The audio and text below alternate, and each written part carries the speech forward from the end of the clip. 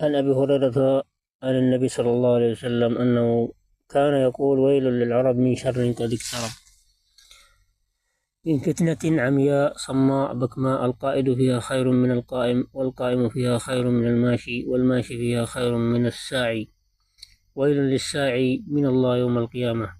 العزلة في الفتن والابتعاد عنها. عن أبي بكرة رضي الله عنه قال: قال رسول الله صلى الله عليه وسلم: إنها ستكون فتنة، ألا ثم تكون فتنة، القاعد فيها خير من الماشي فيها، والماشي فيها خير من الساعي إليها، ألا فإذا نزلت أو وقعت فمن كان له إبل فليلحق بإبله، ومن كانت له غنم فليلحق بغنمه، ومن كانت له أرض فليلحق بأرضه. قال: فقال رجل: يا رسول الله، رأيت من لم يكن له إبل ولا غنم ولا أرض؟ قال: يعمد إلى سيفه فيدق على حده بحجر ثم لينجو إن استطاع النجاة. اللهم هل بلغت، اللهم هل بلغت.